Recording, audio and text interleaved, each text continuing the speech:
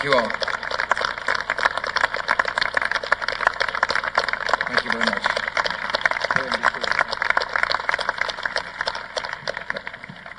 Thank you all very much for that warm welcome, and thank you for the privilege of joining you all for this memorial service. Today, Americans join in tribute to a great profession and remember good men and women who have fallen in the line of duty. We recall their stories. We offer our heartfelt sympathy to their families and their colleagues, and we honor their distinguished service to the cause of justice and peace. I appreciate Chuck Canterbury's leadership. I appreciate his candor.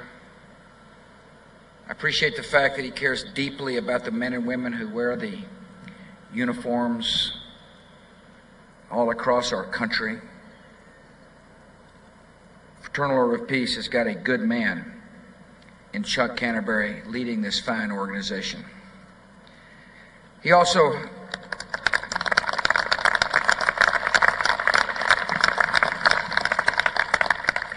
replaced a good man, a man that I could call friend, in Steve Young. I know Denise and son Stephen are with us today, and our prayers are with you, Denise and Stephen, as you continue to cope with the life without your good husband and good dad. I appreciate so very much members of my cabinet being here today. John Ashcroft stands strong for law and order in our country.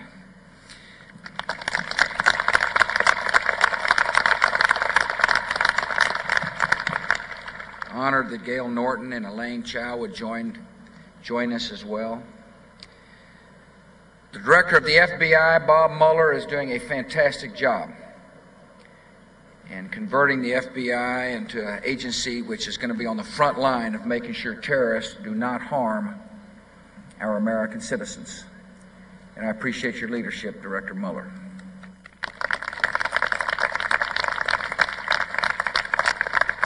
I want to thank the members of Congress who are here. I know Duke Cunningham is here. I see Mac Collins. I know there are other members from the United States Congress who are here. Thank you for coming to join us. I want to thank Eliza Clark for her continued leadership. Jim Pasco. It's good to see Ray Kelly. I want to thank Mark Anthony and Jamie McCarthy for lending their talents to this solemn service. Appreciate you all coming. I want to thank all the law enforcement officers who have come here today to honor the fallen. But I want to thank you as well for what you do every day to make sure our country is a secure country. I particularly want to say to the families, there is a lot of love and compassion in this nation of ours. A lot of people pray for you. And my hope is that their prayers will give you the strength necessary to move on. This year, 377 names are added to the National Law Enforcement Memorial, including 148 who were killed in the line of duty in 2002. The death of a peace officer is a reminder that peace can be fragile, and safety will always need defenders. Law enforcement officers know that evil is real. And evil has servants of its own, criminals and terrorists who live by violence and make victims of the innocent. And law enforcement officers know that evil must always be opposed. Justice and order and safety in every time are the achievements of bravery. More than 700,000 of our fellow Americans show that bravery as sworn officers of the law, and this nation is grateful to your service.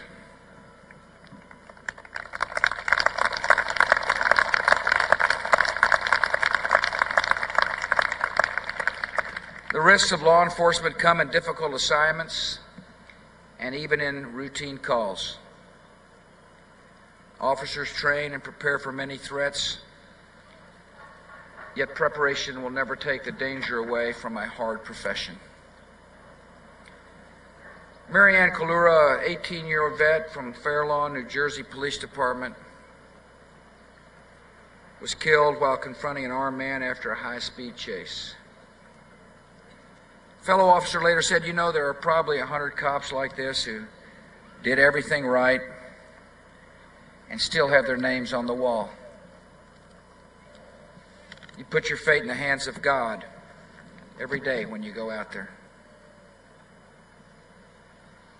For an officer's loved ones, daily life is also an act of faith. Family members share the uncertainties and worries of service. America recognizes and honors the sacrifice of our law enforcement families. We thank you for your service to our country as well. And every May 15th, we think especially of those who have received the sudden and terrible news, many of whom are here today. Your sadness and loss are deep, and so is your pride. Long before tragedy came, you knew this person you loved was brave and good, and your country knows it too. Last October, Virginia State Trooper C. Mark Coslett was killed while racing to a scene. He had spent the morning at a preschool comforting children who were frightened by the sniper attacks here in Washington, in the Washington area. One of the parents later said, "I never met Mark Coslett and wouldn't have known his name but for his fatal accident. I do know one thing, and I knew it before he was gone. At a time when my family was looking for a hero, there he was."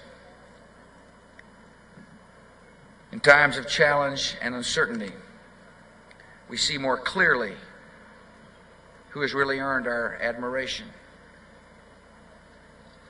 At a memorial service for Chicago Patrolman Benjamin Perez, the police chaplain, said this: "Heroes are not found on basketball courts or in rock bands. They're found on the backs of engines and the front seats of squad cars."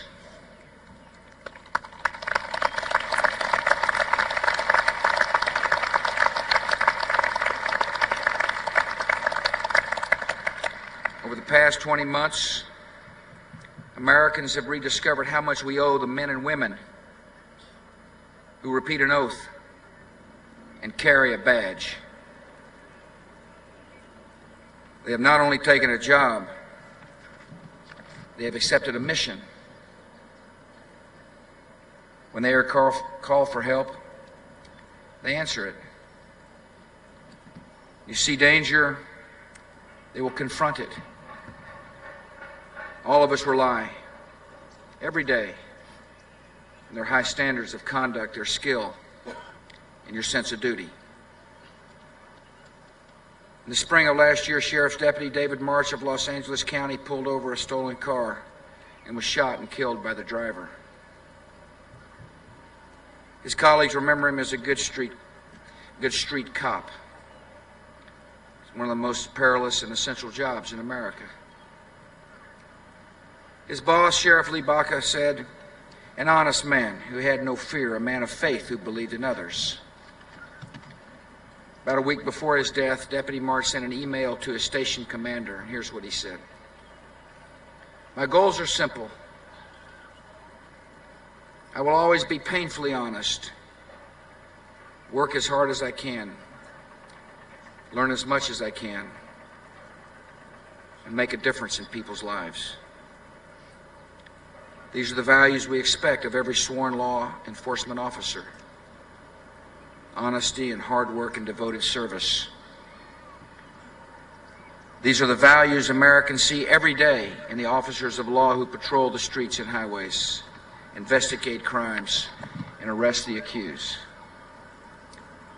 And every time such a man or woman is taken from us, our nation has lost one of its finest citizens.